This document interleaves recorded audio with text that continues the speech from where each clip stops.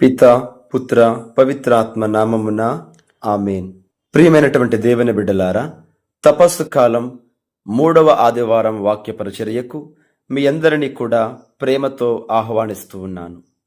యోహాను శుభవార్త 4వ అధ్యాయము దివ్యవచనములు 5వ వచనము నుంచి.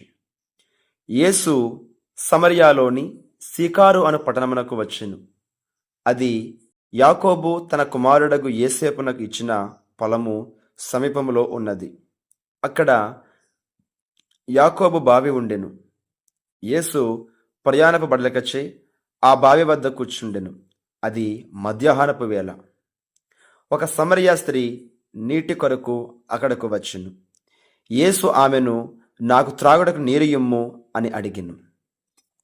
క్రీస్తునాథుని యందు ప్రియమైనటువంటి సహోదరి సహోదరులారా, ఈరోజు తపస్సు కాలం 3వ ఆదివారములో శుభవార్త పఠనములో ఒక గొప్ప సంఘటనను చూస్తూ ఉన్నాం. యేసు ప్రభువారు ఒక సమరయ స్త్రీని బావి దగ్గర కలుస్తూ ఉన్నారు. ఈ సంఘటన ఒక సాధారణ సంభాషణ కాదు ప్రియులారా.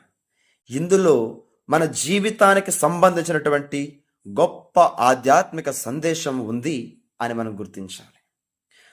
ఈ సువార్తను మనం ఆధారం చేసుకుని ఒక 5 ముఖ్యమైన సందేశాలని క్లుప్తంగా ధ్యానం చేయడానికి ప్రయత్నం చేద్దాం. మొదటిగా, ఈ సమరయ స్త్రీ మానవ ఆత్మకు ప్రతీకగా ఉంది.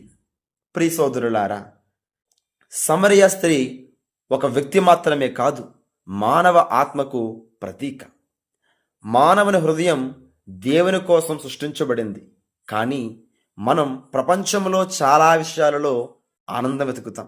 ధనము, పేరు, సంబంధాలు, విజయాలు ఇవన్నీ కూడా ఉన్న మన హృదయం ఇంకా ఖాళీగా అనిపిస్తుంది. ఎందుకంటే నిజమైన తృప్తి దేవునిలోనే ఉంటుంది.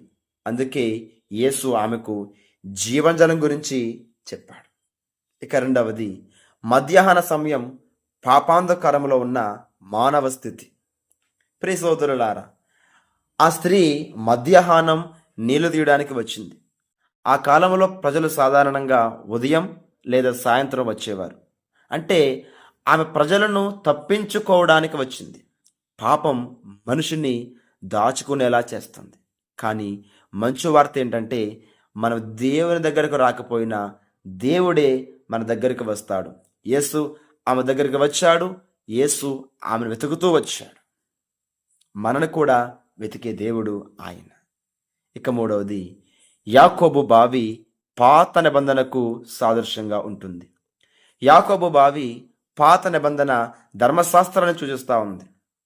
బావి నీరు తాగితే మళ్ళీ దాహం వేస్తుంది ప్రియులారా. కానీ యేసయ్య ఇచ్చేటువంటి జీవజలాన్ని తాగితే నిత్య జీవం వస్తుంది.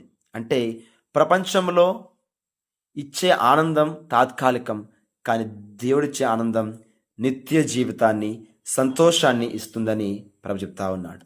ఇక 4వ విషయం, 5 భర్తలు 5 ఇంద్రియాలు. ఈ 5 భర్తలు మనిషి 5 ఇంద్రియాలను సూచిస్తూ ఉన్నాయి. చూపు, వినికిడి, వాసన, రుచి, స్పర్శ.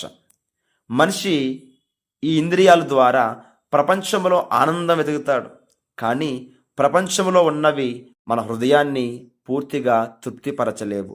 మన హృదయం దేవుని కోసం దాహం పడుతుంది. ఇక చివరగా 5వది, నీటి పాత్ర వదిలేయటం, మారిన జీవితం.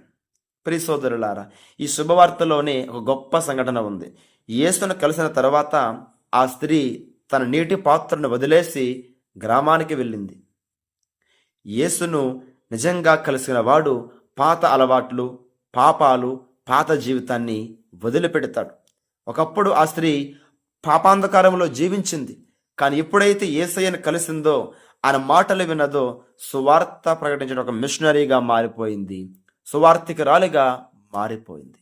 కనుక ప్రియమైన సోదరి సోదరులారా, మన హృదయం దేవుడిలోనే విశ్రాంతి పొందేంత వరకు అసంతృప్తిగానే ఉంటుంది.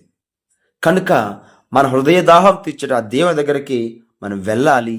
ఆయన ఇచ్చే జీవజలాన్ని మనం స్వీకరించాలి. ఈనాటి సువార్త పఠనంలో 3 గొప్ప సత్యాలు మనకు చెప్తా ఉన్నాయి. మొదటిది, మనిషి హృదయం దేవుని కోసం దాహం పడుతుంది. రెండవది, యేసు మాత్రమే జీవజలం. మూడవది, ఆయనను కలిసిన వారి జీవితం పూర్తిగా మారిపోతుంది. అందుకే యేసు ఇలా అన్నాడు, దాహపడిన వాడు నా వద్దకు వచ్చి నీరు త్రాగాలి అని చెప్పేసి. ప్రియ సోదరి సోదరులారా, ఈ తపస్సు కాలంలో మనం దేవుని దగ్గరకు వచ్చి ఆ జీవజలాన్ని పొందుకుందాం, మన కుటుంబాలని దీవెనకరంగా మార్చుకుందాం. అలాంటి కృప మనందరికీ ఆ ప్రభు ప్రసాదించునుగాక. ఆమెన్. పిత, పుత్ర, పవిత్రాత్మ నామమున ఆమెన్.